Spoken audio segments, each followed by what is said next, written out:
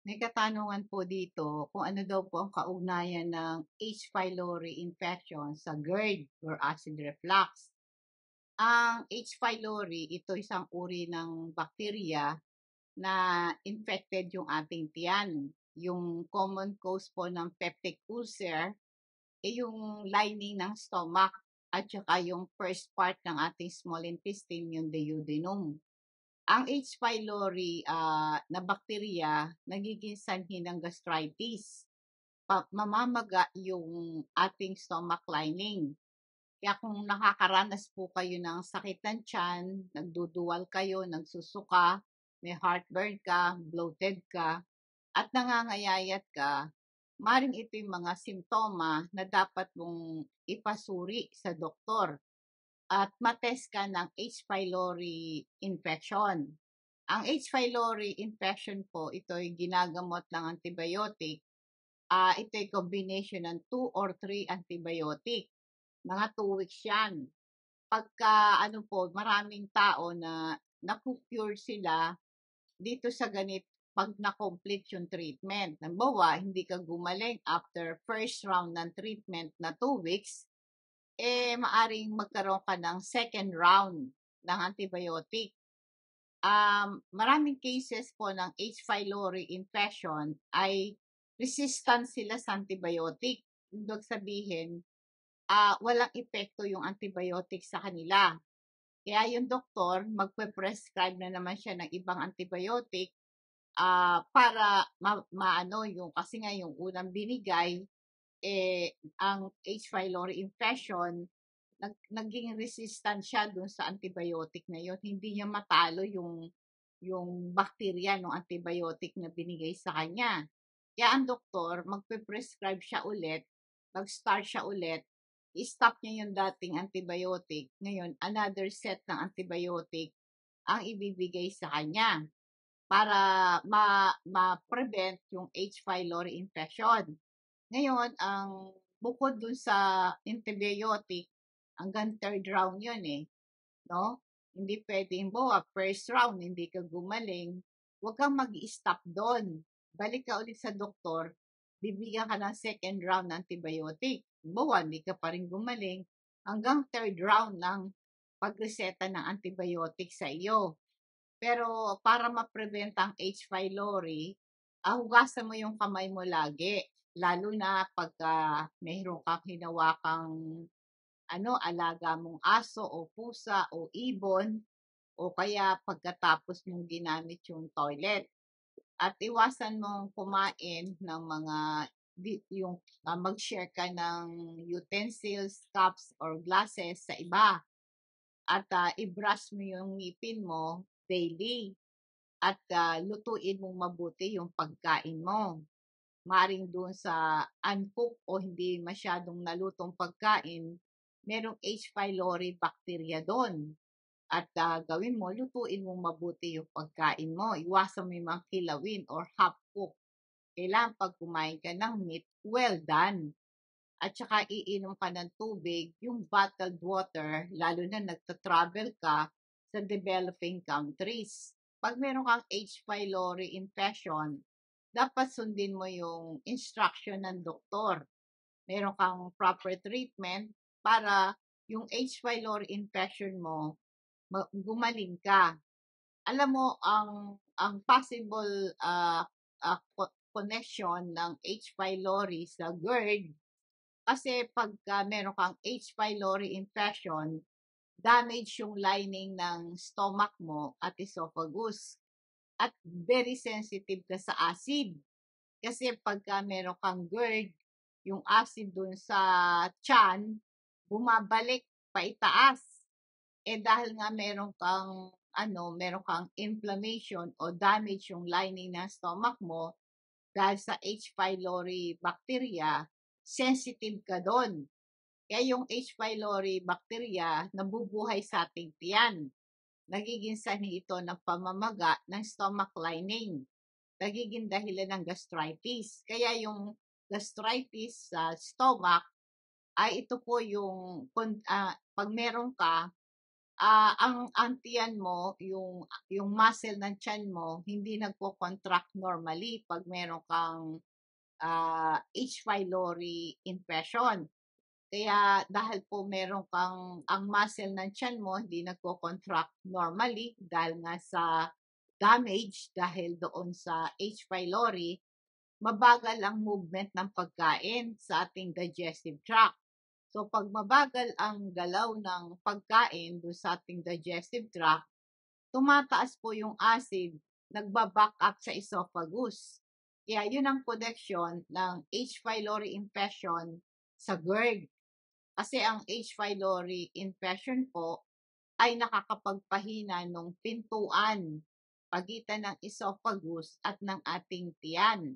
Kasi 'pag kumain tayo, mula sa bibig dadaan sa ating esophagus, and then yung pong dulo ng ating esophagus ko-connect yan sa tiyan at meron doong pintuan, yung esophageal reflux, no? Ito yung esophageal na, no? Ano to, pintuan yon. Ito yung esophageal sphincter ang tawag doon. Ito pong muscle na yan, pinapanatili niya yung acid doon sa tiyan mo, hindi bumalik sa ating esophagus. Ayun ang pinaka-gate, yung esophageal sphincter na yon. Ngayon, pagka meron kang H. pylori infection, yung tiyan mo ay mahina. Mahina siya. Kaya apektado yung gate na yon, hindi siya totally naglalak, no? Alam mo yung vitamin C natin at saka super B complex, nakakatulong sa pagmamanage ng acid reflux, especially kung positive ka sa H. pylori infection. Ang vitamin C, ito yung antioxidant, tumutulong para protektahan ang lining ng esophagus, hindi ma-damage ng acid. Yung po kasing vitamin C natin, meron siyang 60% sodium. Ito po ay nagpapalakas ng immune system, tumutulong para labanan mo yung H. pylori infection kung may vitamin C ka. Tapos samahan mo ng super B complex, ito'y nagme-maintain ng healthy digestive system, tumutulong para mag-produce ng stomach acid na necessary for breaking down food, no? Kaya tumutulong po ang Super B complex sa pag-protect sa lining ng stomach and intestine mula sa damage. Ganon din, mag-take ka ng activated charcoal. Ito po ay meron siyang carbon. Meron siyang porous structure na nagtatrap ng gas, toxin, and other substances. Merong evidence na activated charcoal nakakatulong sa acid reflux. Tumutulong para ma-absorb yung excess acid at nare-reduce yung simptoma ng heartburn at saka yung chest pain at pagbalik at pag-akyat ng acid sa ating esophagus. Ngayon, itong evidence ng ating activated charcoal tumutulong sa H. pylori infection at piniprevent niya yung bakterya na kumapit sa ating lining ng ating stomach at tumutulong sa pag-clear ng infection ang activated charcoal. Yan po, no? Inuulit ko, kung kayo po ay positive sa H. pylori infection, ay kailangan po combination ito ng antibiotic at saka proton pump inhibitors. Yung proton pump inhibitors ay ito po yung yung antacid ito at tumutulong para sa ganon hindi ka mag-produce ng too much acid. At kailangan din daw po magkaroon ka ng lifestyle changes para ma-manage mo yung symptoms mo. Meron ding evidence na yung omega-3 fatty acid tumutulong sa acid reflux and H. pylori infection. Ang omega-3 fatty acid, ito'y uri ng fat. Makikita mo yan sa fish, nuts, and seed. Meron silang anti-inflammatory properties at nare-reduce yung symptom ng acid reflux at pinoprotect ang lining ng stomach mo sa damage. Kaya nga po yung omega-3 fatty acid, very effective pag-reduce ng symptom ng acid reflux at ito'y inumin nyo kasabay po ng calcium magnesium. Ang calcium, magnesium, tumutulong ito, ito yung mga mineral, importante sa pagre-regulate ng stomach acid production. Kaya nga po yung calcium, magnesium ay very effective ito pampabawas ng simptoma ng acid reflux, lalo na po kung meron kayong H. pylori infection. Kaya inulit ko po, kung meron yung pong tinatawag nating yung proton pump inhibitors, PPI. Ito po yung makakatulong sa inyo, no? In addition po sa mga nabanggit ko, kung meron kang H. pylori tapos meron kang GERD, ay mag-lose ka ng weight. Kasi pag obese ka, lalong lumalala yung iyong yung GERD mo. Iwasan mo yung mga pagkain at inumin nakaka-trigger ng simptoma tulad ng fatty food, spicy food, and caffeinated drinks. Huwag kang kakain within 3 hours of bedtime. Bawa, matutulog ka ng 10. Ang huling meal mo, 7? Yan. At least 7 o'clock. Pinaka-late mo na yon. At matutulog ka, itaas mo yung ulo mo, tsaka balikat mo, naka-incline position, at least 6 inches. Kasi pagka mababa yung ulo mo, bumabalik yung acid sa ating esophagus. Kung kayo po ay nag-struggle ng GERD, papag-usap ka sa doktor para meron siyang treatment plan na ipapayo sa'yo. Pag kumain ka konti-konti, madalas pero konti-konti. At nguyain mong mabuti yung pagkain mo.